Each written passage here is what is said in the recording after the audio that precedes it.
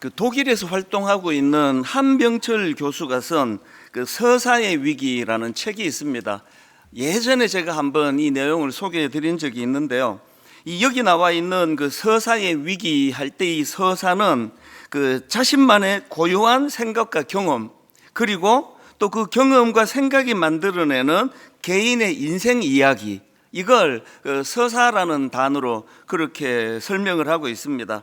지금 이 책에서 저자가 오늘 우리 시대를 강하게 비판하는 게 뭐냐 하면은, 이런 자신만의 이야기는 다 사라지고 그 대신에 이 반짝하고 사라지는 뉴스, 또 정보, 이런 것들이 넘쳐나는 세상이 되었다, 이런 내용을 다루는데요. 이 책 맨 앞에 나오는 역자 서문 몇 군데를 제가 읽어드리겠습니다.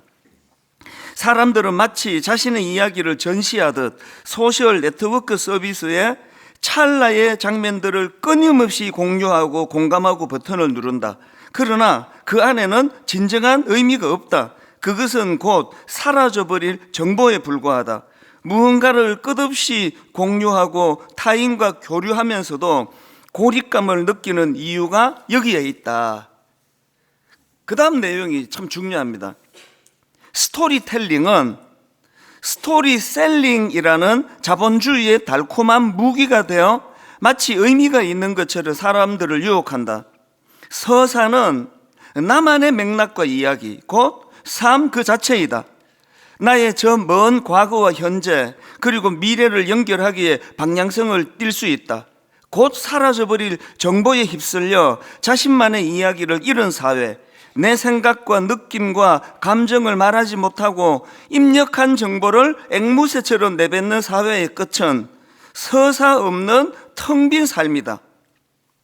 그리고 그 책 소개글에도 이런 내용이 나옵니다. 아름다운 꽃을 봐도 꽃 자체가 주는 감동을 느끼며 내면으로 파고드는 것이 아니라 재빨리 스마트폰으로 사진을 찍어 인스타그램 스토리에 올리는 데 그치며 자신만의 서사를 만들지 못한다는 것이다. 너무 와닿지 않습니까? 어디 여행을 가도 무엇을 봐도 거기서 주는 깊은 의미와 그 아름다움, 이런 것에 대한 감동을 전혀 느끼지 못하는 시대입니다. 최근에 제가 미국에서 계시는 아는 장로님 권사님, 연세가 좀 드신 부부가 여행을 다녀오셨는데요. 여러 아름다운 미국의 그랜드 캐년, 예를 들면 그런 곳을 가서 사진을 찍어 보내줬는데, 상당히 보니까 저도 가본 곳이에요. 그런데 저는 관광, 그랜드 캐년 가가지고 위에서 보고 달려가고 똑같네, 가자. 그 밥 먹으러 가고. 이게 지금 여기서 비판하는 거예요. 그런데 그 사진을 보내주신 걸 보니까 부부가 그 계곡 밑에를 말이 거기를 다니고 이런저런 것들을 관찰하고 사진을 찍어서 봤는데, 내가 다녀온 그 무슨 캐년은 전부 껍데기만 보고 온 거거든요. 근데 저는 누가 물으면 난 그랜드 캐년 다녀왔다고 얘기해요. 스토리가 없는, 나만의 이야기가 없는 관광은 그저 인스타그램에 사진 찍어 올리는 것에 급급한 이 시대의 정신을 말해주는 것이다. 이것이 저에게 굉장히 큰 도전이 되었습니다. 내가 경험한 고유한 생각과 맥락, 이런 것들은 다 사라져버리고 그저 곧 사라져버린 뉴스와 정보, 이런 것만 난무하는 이 시대, 여기에 우리가 지금 놀아나고 있다. 그래서 스토리텔링이 스토리셀링, 이야기를 팔아먹는 사람들에게 우리가 지금 놀아나고 있는 거 아닌가. 저는 이런 내용을 다룬 이 책을 읽으면서 우리 신앙생활이 지금 이런 상태가 아닌가? 우리가 경험해야 될 하나님과 나 사이의 스토리는 관심도 없고 그저 신앙 정보. 여러분, 교리가 신앙생활에 굉장히 중요합니다. 그러나 여러분, 그 교리를 통해서 내가 만난 하나님, 그 교리를 통해서 나와 상관 있는 하나님으로 연결이 되는, 분류가 되고 정리가 되는 자료가 되어야지, 그 교리가 그저 하나의 신앙 정보로만 그치게 된다면 그건 아무 소용이 없다는 겁니다. 그 교수님이 쓴 그 책에서 자기만의 이야기를 잃은 사회, 내 생각, 내 느낌, 내 감정을 말하지 못하고 입력된 정보를 앵무새처럼 내뱉는 사회의 끝은 서사 없는 텅 빈 삶이 될 것이다. 이게 딱 신앙의 그대로 대비가 되더라고요. 내가 경험한 하나님, 그분과 나와의 스토리, 그러니까 이런 건 별로 관심이 없는데 그게 어떻게 이루어지겠습니까? 그리고는 거의 매주일마다 이제 자기 이야기는 없고 자기 생각, 느낌, 감정은 없고 그저 입력된 정보. 오늘 또 우리 설교자 이찬수 목사가 뭐 어떻게 설교하는가 보자. 이게 설교 오늘은 뭐 좀 감동적이네. 오늘은 좀 준비를 안 했네. 지루하네. 뭐 이런 생각으로만 끝나면 여러분은 점수판 가지고 점수 매기고 가셔요. 그냥 오늘 설교 뭐 100점 만점에 80점, 75점. 설교 심사하러 오신 게 아니잖아요. 그 남의 설교 심사만 계속 그렇게 해오시는 그 과정에는 여러분이 하나님과 여러분 사이에 만들어내는 스토리가 있을 수가 없는 거거든요. 목사가 돼서 좋은 게 뭔지 아십니까?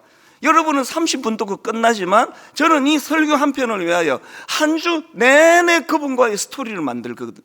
새벽마다 이것을 가지고 스토리를 만들거든요. 지금 우리 청년 세대가 교회에 흥미를 못 느끼고 교회를 떠나고 아무리 부모가 교회 가라 노래를 불러도 우리 청년들이 교회에 흥미를 못 느끼는 이유가 여기에 있는 거 아닙니까? 부모 세대인 우리가 그저 교회는 다니는데 하나님과의 이 사랑 스토리가 없어요. 그래서 그 엄마는 왜 교회 다니는데? 이렇게 질문할 때 안 그래도 네가 이거 물어주기를 나 엄청 기다렸다. 앉아봐라. 다시는 그런 질문을 못하게 막 하루 종일 해버리는 거예요. 그리고는 아빠는, 엄마는 너도 이런 스토리가 만들어지기를 원한다. 이게 없잖아요. 그 엄마는 왜 교회 다녀요? 스토리가 없잖아요. 매 예배 때마다 하나님께서 주시는 은혜에 대한 감격으로 이 예배가 오늘도 하나님과 나와의 하나의 스토리가 만들어지고 추억이 만들어지고 한 주 내내 그런 이야기를 저한테 많이 하시거든요. 목사님, 우리 집에 뭐 CCTV 달아놓으셨습니까? 한 주 내내 내가 고민하고 있던 걸 어떻게 하시고 설교로 그렇게 풀어내십니까? 그건 저하고 여러분의 문제가 아니고 하나님과 여러분의 문제예요. 여러분의 한 주 내내 그 고뇌를 하나님의 CCTV로 다 보고 계셨던 거죠. 그래서 제 입을 통해서 말씀을 전하게 하시는데 놀라운 것은요, 이게 동시다발이에요. 지금 이 시간에 LA에서도, 시카고에서도, 유럽에서도, 동남아시아에서도 저기 한국 사람이라고는 없어서 한인교회가 없는, 그래서 유학생 몇 명이서 이 설교를 틀어놓고 지금 예배를 드리는 그 수많은 우리 젊은 유학생들에게서도 끊임없이 제게 전달되는 게 이 스토리예요. 아니, 그 듣지도 보지도 못한 나라, 한국 사람이 몇 명도 안 되는 그 나라의 어떤 성도의 사정을 제가 어떻게 알고 설교를 하겠냐고요. 하나님을 매개로 우리가 맞닿아 있기 때문에 저는 하나님과 저와의 스토리를 엮어나가면 이게 다 통용이 되는, 이 신비로운 거 아닙니까? 다 통용이 되는 거예요. 아가스라고 하는 이게 술람미 여인과 솔로몬의 사랑 이야기를, 이게 한편으로는 타락 이전의 부부간의 사랑의 모습이다. 그리고 이게 하나님과 우리 예수 믿는 우리 인간들 간의 내용을 묶은 스토리다. 이게 이렇게 다양하게 적용이 되고 접목이 될 수 있는 건 그거 신비 아닙니까? 오늘은 이제 이 아가스 마지막 설교거든요. 이 아가스를 통해서 솔로몬과 술람미 여인의 지극한 사랑을 우리가 살펴보지 않았습니까? 그런데 제가 주목하는 것은요, 이 사랑 이야기의 맨 마지막 구절을 장식하는 오늘 본문입니다. 아가스 8장 14절입니다. 내 사랑하는 자야, 너는 빨리 달리라. 향기로운 산 위에 있는 노루와도 같고 어린 사슴과도 같아라. 세 번역입니다. 세 번역으로는 이게 남자가 한 말인지 여자가 한 말인지 합창으로 한 말인지 다 구분을 지어주고 있는데 이게 술람미 여인이 한 말이네요. 세 번역으로 보십시오. 이미여, 노루처럼 빨리 오세요. 향내 그윽한 이 산의 어린 사슴처럼 빨리 오세요. 그리고 아가스가 끝나요. 아니 보통의 무슨 소설이나 동화 이런 것들은 책을 좀 팔려고 하면은 어떻게 해야 됩니까? 마무리가? 그래서 그들은 행복하게 잘 살았습니다. 이래야 이게 책이 좀 팔리지. 무슨 사랑 이야기 이렇게 끝납니까? 이미여 노루처럼 빨리 오세요. 향내 그윽한 이 산의 어린 사슴처럼 빨리 오세요. 끝. 이 아가스 다예요. 여기에 굉장히 중요한 의미가 담겨져 있는 겁니다. 아가스는요, 그들은 그래서 행복하게 잘 살았습니다 이렇게 결말을 짓지 않고 어서 오세요, 빨리 오세요, 빨리 오세요. 그래서 제가 오늘 사실 설교 제목을 맨 처음에 빨리 오세요라고 잡았습니다. 빨리 오세요. 결말을 사랑하는 사람과의 재회를 간절히 소망하는 신부의 외침, 이런 미래지향적인 열린 결말로 아가스가 끝나는 것에 굉장한 의미가 담겨 있다고 말씀드리는 것은요, 이게 바로 신앙생활이에요. 다시 오실 신랑 되신 예수 그리스도, 그분을 기다리는 교회의 이 종말론적인 소망. 그래서 우리는요, 신앙생활이 지금 행복한 걸로는 안 됩니다. 예수 믿어서 내가 복 받았네, 예수 믿어서 행복해졌네, 예수 믿어서 내가 우울증이 사라졌네, 지금 행복한 것으로 끝내면 안 됩니다. 과거와 현재에 어우르는 이 행복이 그렇게 결론 지어지면 안 되고 반드시 미래를 향한 소망으로 연결되는 거, 이게 아가스예요.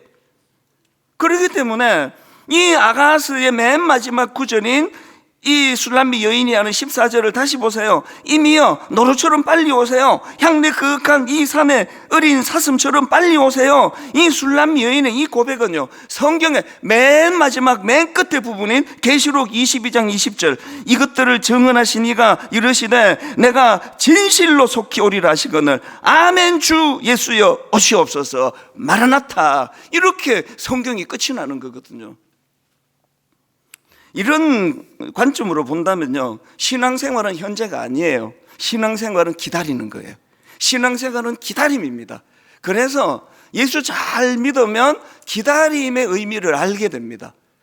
오늘 이 시대가 예수 믿기 진짜 어렵습니다. 못 기다리는 시대. 무슨 숏폼 한 10초 15초 이걸로 너무나 길들여, 이제 뭐 청소년만이 아니에요. 모든 이 시대 사람들은 이 전두엽, 이 학자들이 다 하는 얘기 아닙니까? 전두엽이 지금 변형이 일어나가지고 이제 영화관에 가서 영화 보는 게, 너무 재밌는 영화를 2시간 보는 게 힘든 시대예요. 극장 안 가요. 그래서 이제 그 TV로 영화를 보면서 와 정말 재밌다 그러고 한 15분 보고 저녁에 봐야지, 또 한 15분 보고 내일 아침에 봐야지. 영화 한 편도 끝까지 못 보는 시대예요. 그러니까 신앙생활이 이 기다림이라는 거, 기다리기가 어려운 시대, 이게 지금 뭘 말하는 거겠습니까? 그래서 여러분, 내 신앙이 얼마나 성숙해졌나, 이거를 점검하는 중요한 잣대, 이 기다림의 문제가 내게 소화되고 있나, 정리되고 있나, 이거거든요. 저는요, 저보고 만약에 사실 뭐 스마트폰 또 인터넷 뭐 인공지능 뭐 현란한 이 시대를 하나님께서 저에게 보여주시고, 그리고 70년대 아무것도 없던 시대, 종이신문밖에는 정보를 얻을 수 없던 시대, 너 둘 중에 하나 골라라. 0.1초 만에 전 답합니다. 저는 옛날이 좋습니다. 그 기다림의 미학, 잊혀지지 않는 추억. 그때 그 종로 서적 앞에서 저녁 7시에 그 여성을, 그 성도는 아니고 그 친구를 만나기로 했는데, 지방에서 올라와가지고 지금 종로 서적 무릎 찾아가가지고 서적 앞에 서 있는데 추워 죽겠는데 안 와요. 7시 반이 돼도 안 오고 8시가 돼도 안 오고 안 와요. 알아볼 수가 없어요. 뭐 전화가 있습니까? 아무 수단이 없어요. 끝까지 기다렸다가 한 8시 반 넘었을 거예요 아마. 끝까지 기다렸다가 그 기다리는 기쁨을 누렸던 그 오래전, 거의 뭐 이상하게 생각은 하지 마세요. 그 순간을 지금도 전 잊지를 못하거든요. 그때 끝까지 기다리기를 잘했다. 내가 그때 포기하지 않기를 잘했다. 지금은 이런 즐거움을 누릴 수가 없습니다. 왜 안 와? 빨리 와. 뭐 이런 걸로 다 해결이 돼버리잖아요. 여러분, 우리가요 70년대 그 종로 수석 앞에 기다리고 있을 때 어떤 사람은 한 10분 기다려보고 그냥 가는 경우도 있고요, 어떤 사람은 2시간을 떨면서도 끝까지 기다리는 사람이 있는데, 거기에 두 가지 차이가 있잖아요. 하나는 뭐죠? 그 기다리는 그 사람에 대한 신뢰. 이 사람은 약속하면 반드시 온다. 그리고 또 하나가 뭐죠? 너무나 중요한 미팅. 이거는 놓치면 절대 안 되는 거. 그 두 가지가 이루어지면 아무리 늦어져도 기다리게 되는 거 아닙니까? 그렇기 때문에 우리들의 이 신앙생활을 이런 맥락으로 돌아보셔야 됩니다. 우리가 주님에 대하여 이분은 약속하시면 반드시 오신다. 그리고 이 일은 내게 너무나 중요하고 소중하다. 이것이 이루어질 때 기다림이라는 믿음이 생기는 거거든요. 그래서 제가 오늘 이 설교를 그 한병철 교수가 쓴 서사의 위기라는 책으로 시작한 이유가 여기 있습니다. 오늘 우리는 신앙생활이 너무너무 힘든 시대예요. 기다림을 죽이는 시대이기 때문에, 그래서 기도도 참 깊이 기도하기가 어려워요. 오전에 기도하고 오후에는 응답해 주셔야 돼요. 하나님, 내 지금 전두엽이 망가진 내 입장에서 이건 엄청 내가 기다려 드리는 겁니다. 아니, 오전에 기도했는데 내 오후까지 기다린다는 건 내 인내의 한계를 내가 하나님께 드리는 겁니다. 그리고는 이제 저녁 되고는 기도 안 하시잖아요. 여러분, 기다린다 할 때 전제가 뭐죠? 열쇠는 누가 쥐고 있습니까? 기다리는 사람입니까? 기다리는 사람의 인내가 끝날 때 기다림이 끝납니까?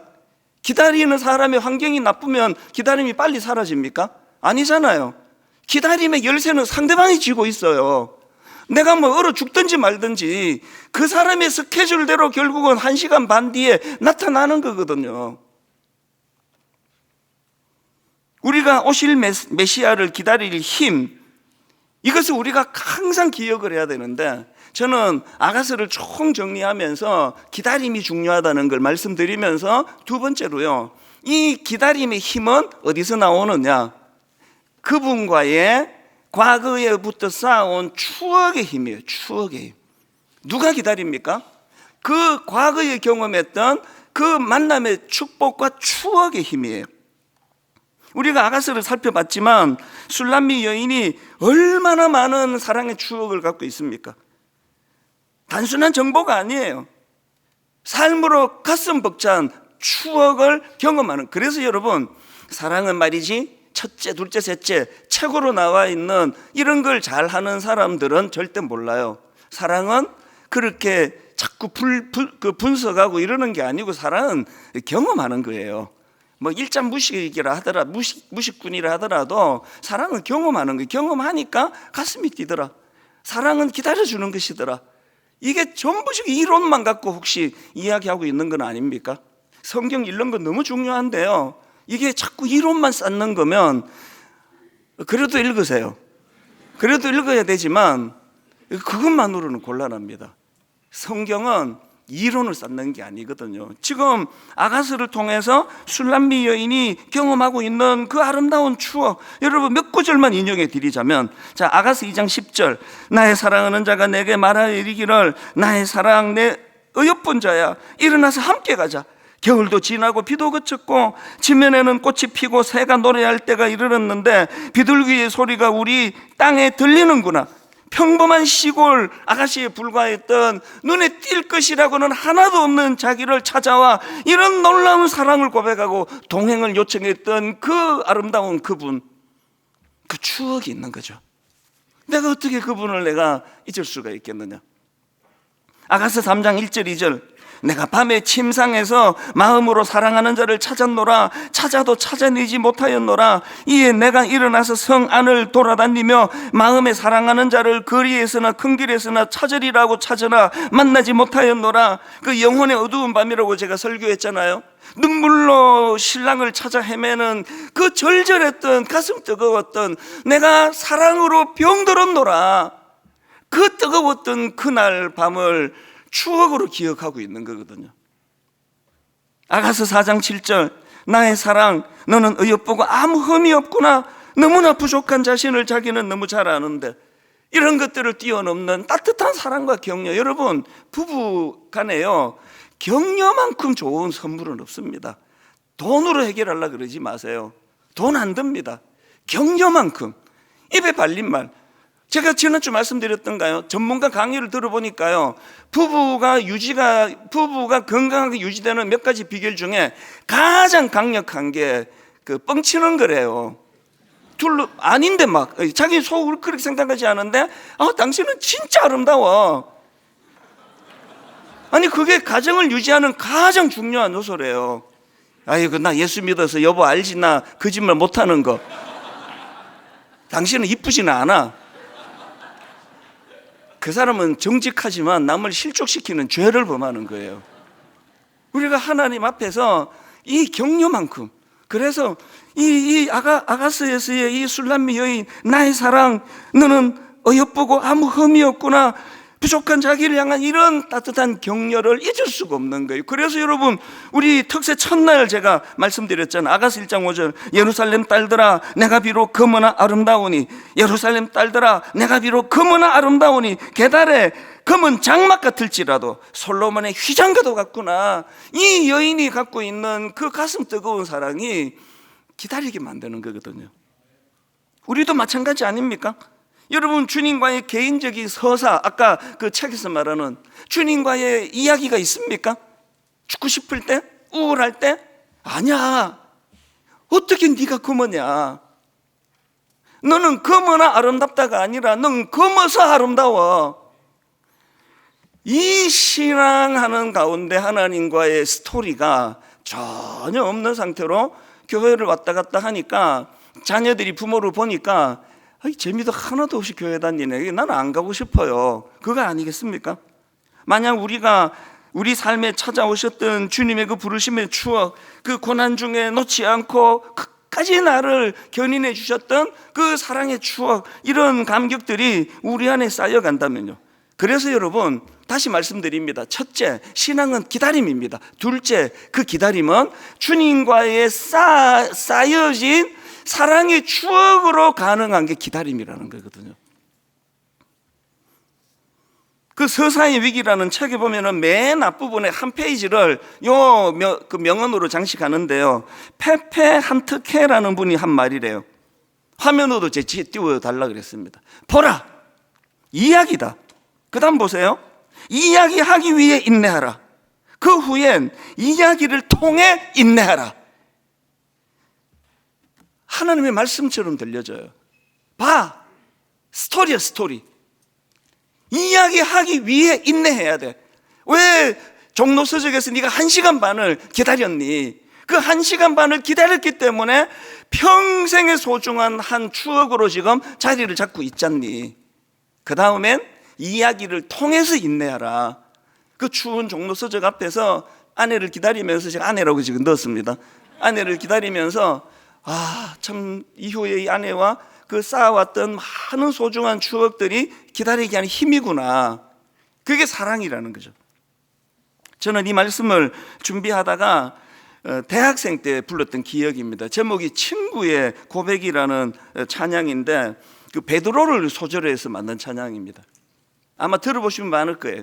아름다웠던 지난 추억들, 사랑했었던 많은 친구들, 멀고도 험한 고난의 길을 나 이제 말없이 주님을 위하여 떠나야지. 지금 베드로가 사명을 감당하기 위해서 이제 걸음을 이제 내딛는데 아름다웠던 추억을 떠올려요. 2절이 제가 그래서 언젠가 그 교육전도사 시절에 이 설교하다가 막 펑펑 울었던 기억이 나요.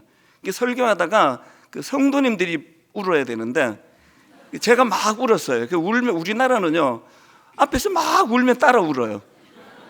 전사님 왜 저러시지? 그러면서 청년들이 그날 막 다 같이 울었던 기억이 납니다. 그 2절 때문이에요. 그 베드로의 추억이 이렇게 고백이 됩니다. 새벽 다구울 때 난 괴로웠어. 풍랑이 일면 난 무서웠어.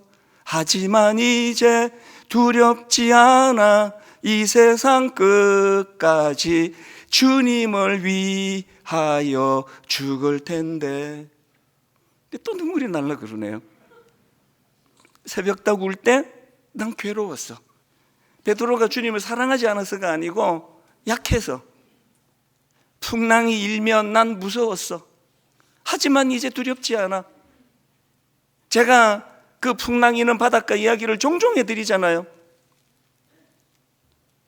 밤 4경이 될 때까지 자기들 실력으로 아무리 노력을 해도 풍랑을 잠재울 수 없을 때 주님이 나타나셨어요.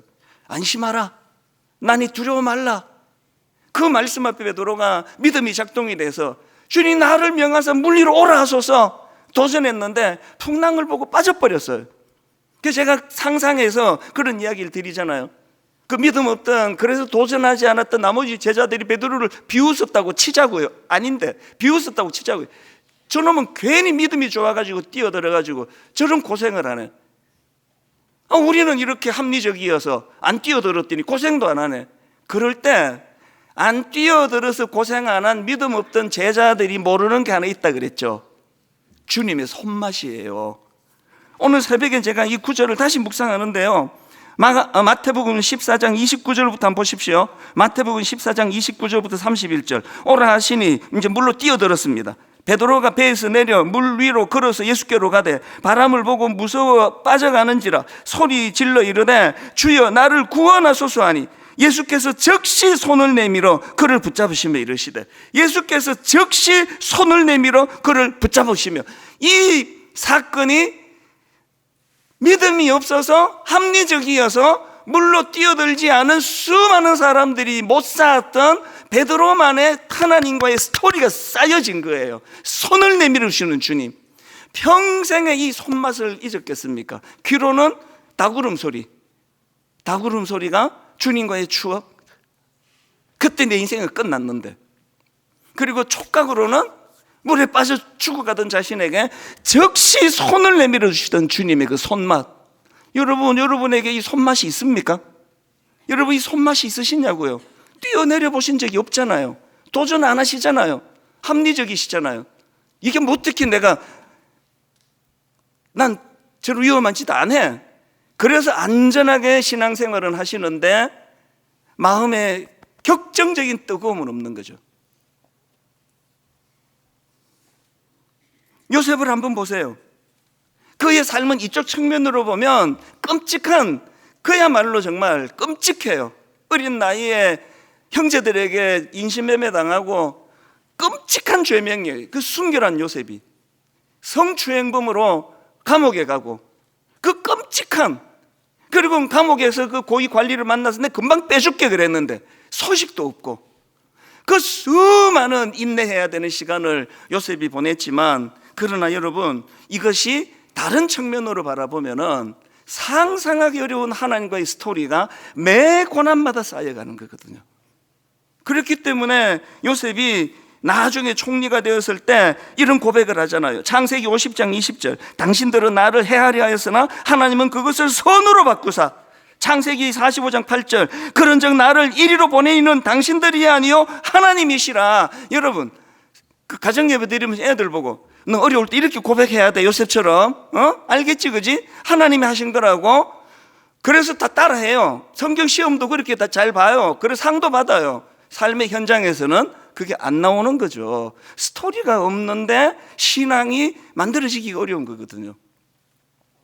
엘리야가 엄청난 능력을 발휘하고 수많은 역사를 그가 일으켰지만, 궁극적으로 그가 일으킨 아름다운 추억이 어떤 열매를 맺느냐. 열왕기상 18장 42절 보십시오. 지금 가뭄 중입니다. 극심한 가뭄 중인데 아합이 먹고 마시러 올라가니라. 엘리야가 갈멜산 꼭대기로 올라가서 땅에 꿇어 엎드려 그의 얼굴을 무릎 사이에 넣고 그의 사환에게 이르되 올라가 바다 쪽을 보라. 지금 무릎 사이에 딴 거 보지 않고 내가 여기 집중하겠다는 의지적인 표현에 간절히 기도하고 사람을 보내는 거예요. 지금 뭐 어떻게 비가 오냐.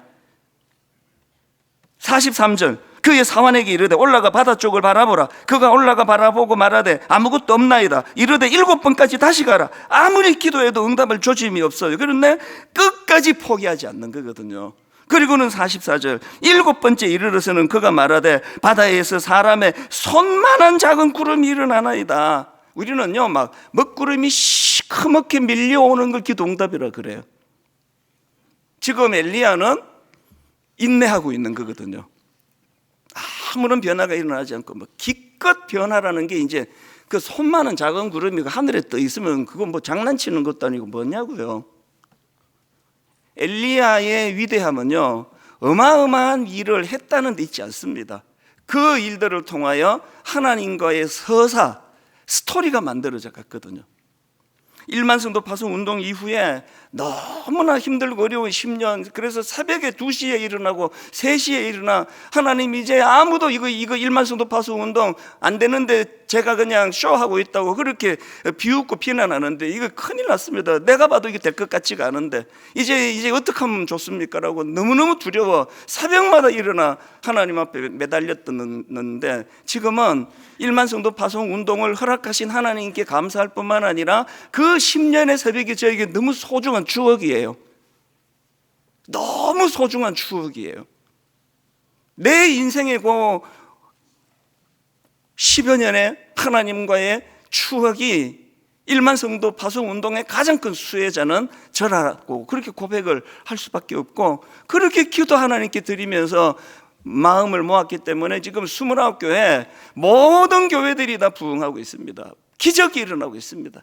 좋은 목사님들, 좋은 성도님들이 마음을 모은 결과도 있지만 숫자가 중요하지 않지만 3년 만에 제일 많이 모이는 교회는 2,000명이 넘는 교회가 지금 출석을 하고, 한 교회가 아니 추억으로 시작한 거기 때문에 그렇습니다.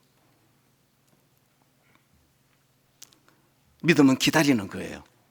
그리고 그 기다림은 주님과의 추억이 쌓여가는 것으로 가능해지는 겁니다. 결론을 제가 한 말씀만 더 드리고 맺기를 원하는데요, 최근에 장신대 배희숙 교수님 설교를 제가 듣다가 제가 마음이 뭉클하고 막 울컥해지고 그런 경험이 있는데요, 그날 본문이 마태복음 20장에 나오는 품꾼 비유였습니다. 여러분 잘 아시죠? 자, 마태복음 20장 1절부터 3절. 천국은 마치 품꾼을 얻어 포도원에 들여보내려고 이른 아침에 나간 집주인과 같으니 그가 하루 한 데나리온씩 품꾼들과 약속하여 포도원에 들여보내고 또 제3시에 나가보니 장터에 놀고 서 있는 사람들이 또 있는지라. 그들에게 이르되 너희도 포도원에 들어가라. 내가 너희에게 상당하게 주리라 하니 그들이 가고. 지금 고용시장의 배경이에요. 고용시장에서 어떤 일자리 보이는 사람은 아침 9시에 바로 스카웃이 돼서 갔어요.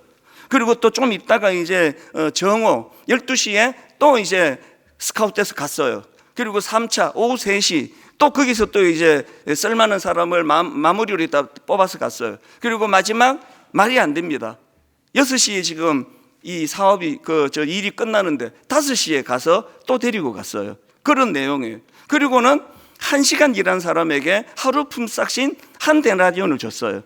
그리고 아침 9시부터 땡볕에 일한 사람도 한 데나리온을 줬어요. 이걸 가지고 이제 풀어나가는데요, 제가 어느 대목에서 마음이 훅 이렇게 무너졌냐 하면은 지금 상당히 독특한 모습들이 지금 있거든요. 이게 세상하고 다른 하나님 나라의 원리예요. 1시간 남았는데 사람 구하러 안 가요. 인건비 아까워서 그렇게 안 해. 아니면 계약을 다시 해야죠. 근데 1시간이니까 8분의 1밖에 못 준다. 괜찮겠는데 그게 아니에요. 하루 품삯을 줘요. 그리고 또 특이한 게 6절을 보세요. 마태복음 20장 6절. 제11시에도 나가보니 서 있는 사람들이 또 있는지라. 이르되 너희는 어찌하여 종일토록 놀고 여기 서 있느냐. 이르되 우리를 품꾼으로 쓰는 이가 없음이니이다.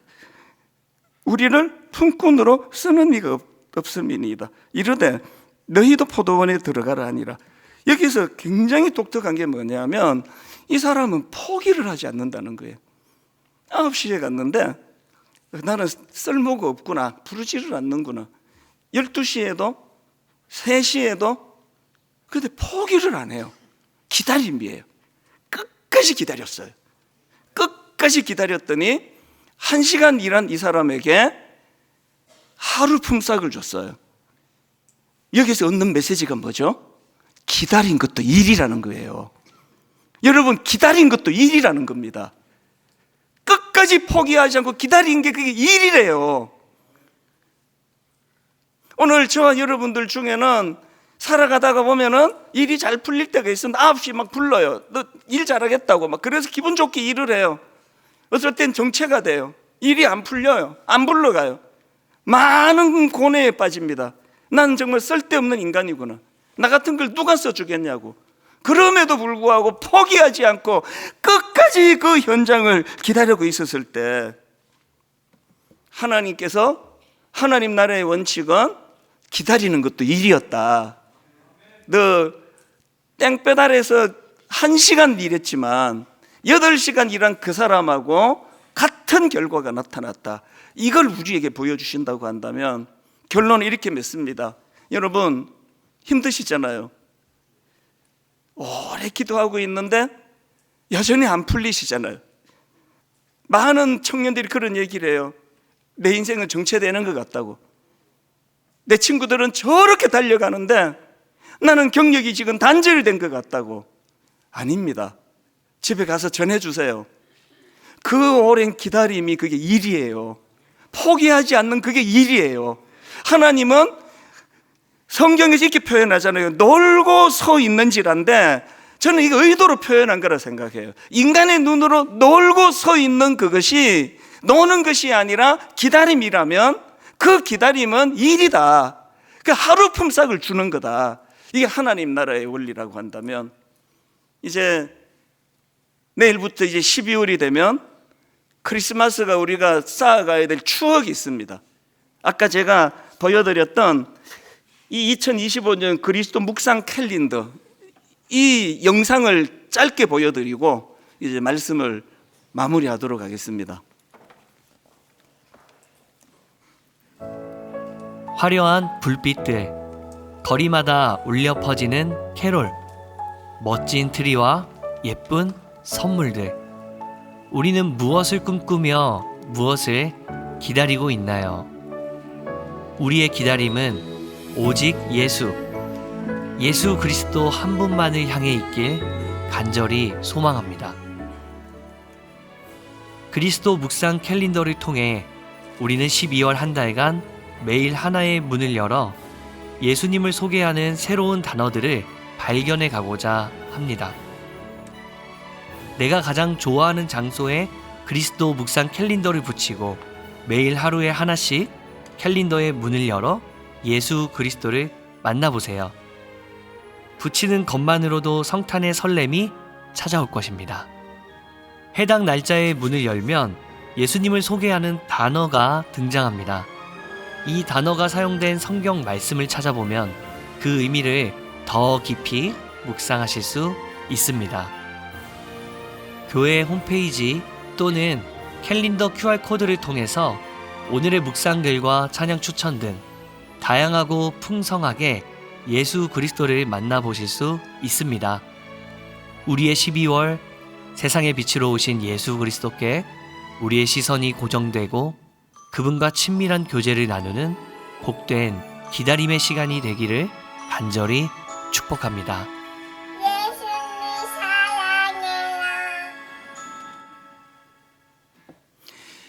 오늘 이걸 받아가시고요. 이제 하나씩 이 QR 코드를 가지고 묵상할 거리를 주는데 한 가정당 한 부씩 받아가셔야 됩니다. 한 가정당 한 부씩 받아가셔서 가정 단위로 추억을 쌓아가시기를 바랍니다. 여러분들이 쌓아가는 하나님과의 추억, 주님과의 추억이 기다릴 수 있는 힘을 가져다 주는 에너지고 능력이라는 것을 기억하시고요. 오늘 설교 제목을 제가 내 삶을 채우는 마지막 외침, 그래서 아가서가 끝이 아니라 기다리는 것이라고 한다면 우리 한번 이 찬양 마라나타 아멘 주 예수여 오시옵소서, 우리들의 찬양 578번입니다. 함께 찬양하시겠습니다. 마라나타 주 예수여, 마라나타 주 예수여 어서 오시옵소서. 어서 오시옵소서. 땅의 모든 끝, 땅의 모든 끝, 모든 족속 주를 찬송하게 하소서. 주를 찬송하게 하소서. 우리가 외칠 마지막 외침 마라나타 주 예수여, 마라나타 어서 오시옵소서. 어서 오시옵소서. 모든 열방이 주께 돌아와 모든 열방이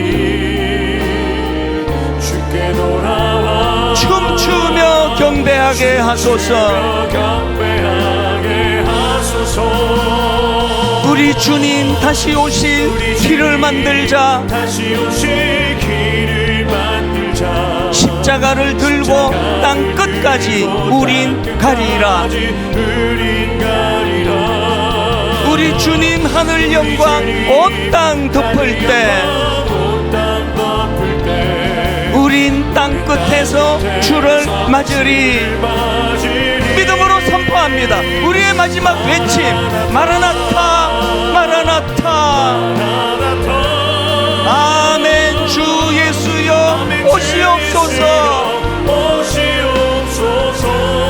마라나타 마라나타. 아멘. 주 예수여 오시옵소서. 우리 주님 다시 오실 길을 만들자. 우리 주님 다시 오실 길을 만들자. 십자가를 들고 땅 끝까지 우린 가리라. 우리 주님 하늘 영광 온 땅 덮을 때 선포합니다. 우린 땅 끝에서 주를 맞으리. 마라나타 마라나타. 아멘. 주 예수여 오시옵소서. 마라나타 마라나타.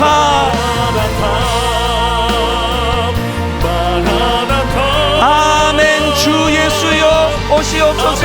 우리가 자리에서 일어나셔서 믿음으로 선포합니다. 우리 주님 다시 오실 길을 만들자. 우리 주님 다시 오실 길을 만들자. 십자가를 들고 땅 끝까지 우린 가리라. 우리 주님 하늘 영광 온 땅 덮을 때 우린 땅 끝에서 주를 맞으리. 소망하며 기다리며 선포합니다. 마라나타 마라나타. 아멘. 주 예수여 오시옵소서. 마라나타 마라나타.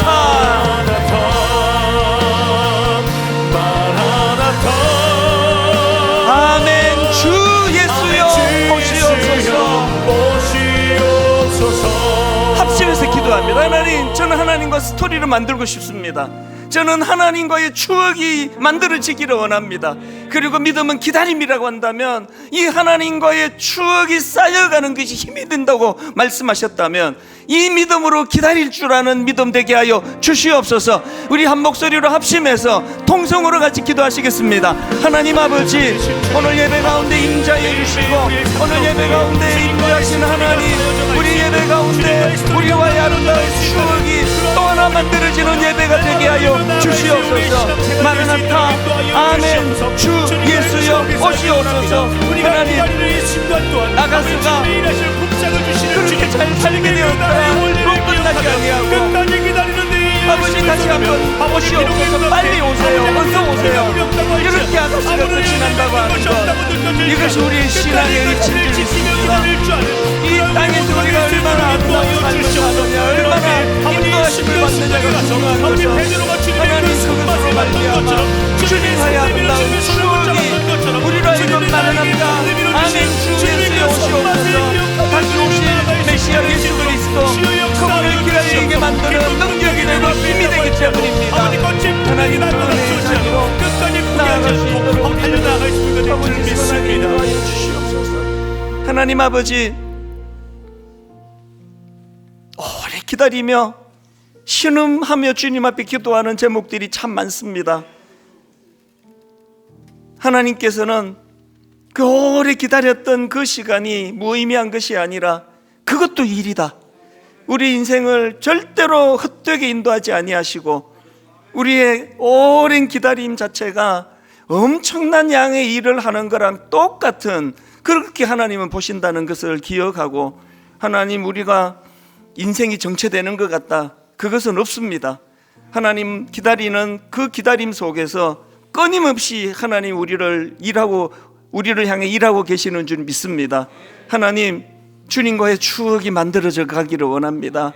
아버지, 주님과 나만이 갖고 있는 그 추억으로 인해서 내 인생이 어려울수록, 힘들수록, 고난의 터널을 지날수록 그것이 더 복된 재료가 되도록 주님 인도하여 주시옵소서.